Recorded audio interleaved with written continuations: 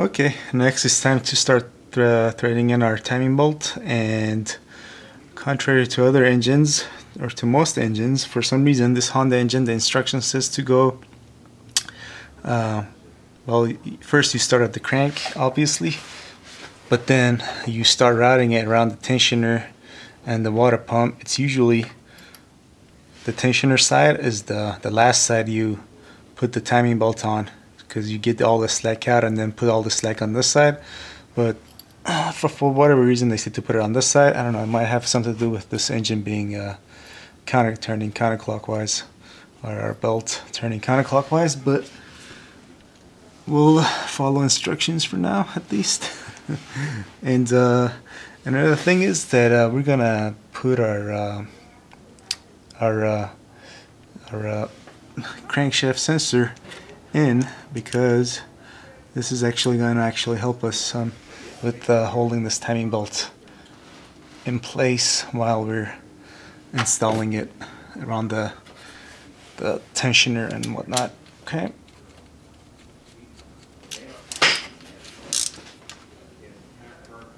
Okay, one thing I forgot to mention is that you gotta make sure all your timing marks are still at top dead center. As you can see on this crankshaft gear, we got a notch on the gear itself, and then there's an arrow behind it on the block side, and you want to make sure that has that's lining up. Also, your timing marks on your camshaft. And I actually had to adjust this because I ended up notice I moved it when I removed the timing belt, so you want to double check too. Okay, next we come back at top here, and now it's time to put our timing belt around the tensioner, then the water pump. You can turn the water pump a little bit, just so you make sure you get some of the slack out of it, but you want to be very careful tugging on this timing belt because you don't want to move the crankshaft, okay?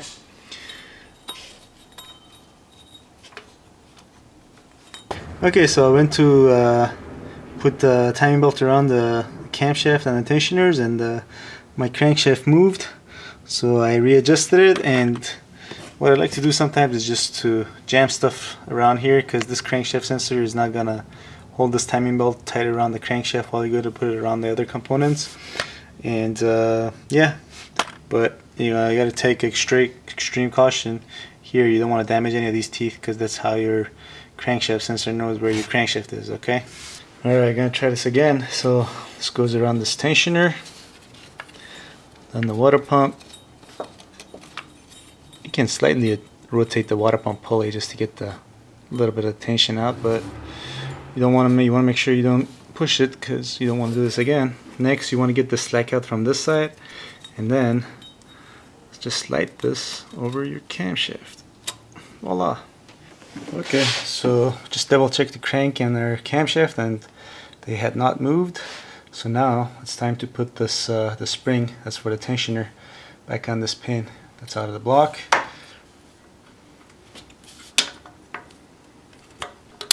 There we go. It's not too bad. Now all the slack is out of this side, and this side has about the same amount of slack that it had before we took that old belt off. So I guess this is normal. All right. So yeah. So what we're gonna do is put the crankshaft bolt back in, rotate the crankshaft 2 full rotations, line up all our top dead center marks, and double check on those, make sure they haven't moved. And after we do that, we're gonna remove this pin. Okay, don't forget to remove whatever you jammed in here. We're gonna be turning this crankshaft counterclockwise, so you want to make sure that bolt is on there tight enough that it won't come loose when you go to turn it counterclockwise.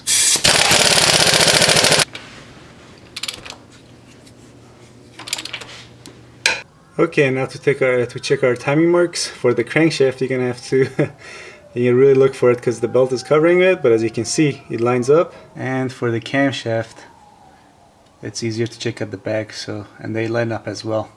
So now we're ready to pull that pin out of our tensioner and be all done with timing stuff. Okay, I don't know if this is gonna come out by hand, but yeah, in fact it is gonna come out by hand. There we go. So just to be on the safe side, go ahead and rotate the crankshaft 2 more times, just in case this was holding up anything, you know, or this was keeping the tensioner away from tensioning it correctly. You get all the slack out now, because you don't want any slack to be there on your first start. okay? Your timing belt could jump or whatever, so go ahead and turn the crankshaft. Okay, next we're gonna torque down this tensioner bolt to 33 pounds per foot. Okay, next to put in our lower timing belt cover and our harmonic balancer, we need to get that bolt off. I'm going to use my impact gun, but if you don't have an impact gun, just get your ratchet on there. If you have to use an extension, bring it out here. Hold it at an angle, whack it on the bottom with a hammer, and then you should be able to twist that off, okay? Okay, so actually before putting the timing belt cover back on and the harmonic balance and whatnot, it's a good idea to put some coolant in the system to check for leaks around the water pump, because if you didn't put it on there straight, you know, you could have a leak and you want to repair that now before you go any further. But as far as the bleeding in the system goes, you want to wait till everything is back together, and then you can start the car and then you add coolant little by little, and then watch for bubbles. And you can also, you know, squeeze the radiator hoses, and that helps get air out of the system. But it's very important you do your best to get all the air you can out of the system. Okay. You can also, after you do that, you can also double check the coolant level the next day after the engine is cooled and you know, top off accordingly. And that way that also helps to get all the air out of the system. And I'm not gonna record the rest of this, or not all of the, you know, reinstallation procedure, because most of it is just a reversal of removal.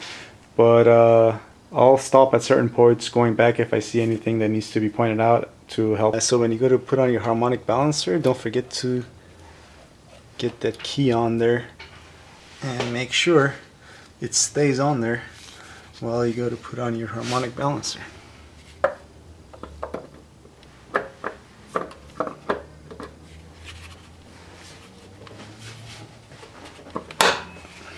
Okay, next it's time to tighten our crank bolt, and you want to torque the bolt down to 15 pounds per foot first.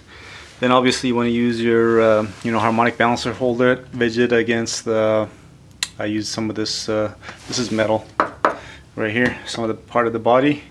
And then we got our old setup with the jack and the pry bar and everything. It's a very good idea to mark the bolt in correlation to the harmonic balancer, because that way you can get the exact 90 degrees, which is this much.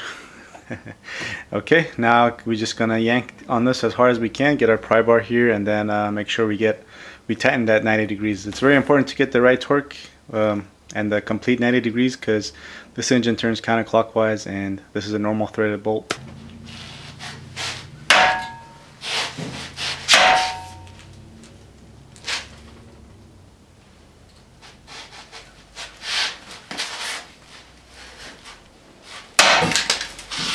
Okay, and here's what I meant by marking it. See this mark on the bolt?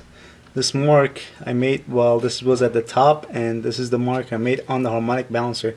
So the bolt has moved from there to here, which is just about 90 degrees. It might be like 85 or something, but it's on there really tight, so that thing is not going anywhere. But it's important, so you mark that and make sure you turn that 90 degrees. Okay. Before we put our valve cover back on, though, we need to clean all the mating surface. You want to get some rags and clean all around the circumference. Actually, get a razor blade and clean these four corners that's got RTV silicone on there. This corner,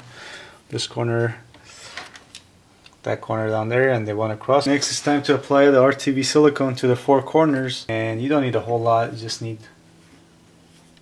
to get it in that corner. So I got everything back on there.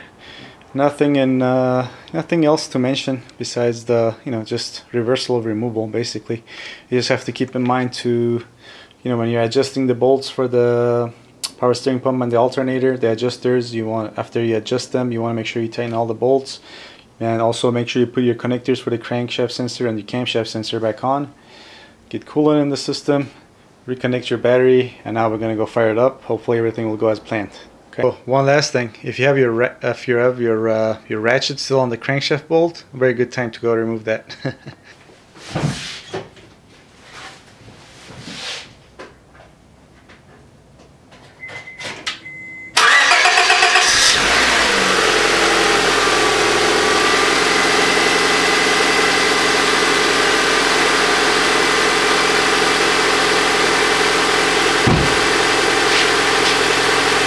Okay, it's been a good couple minutes since the engine reached operating temperature and our cooling fans came on and off.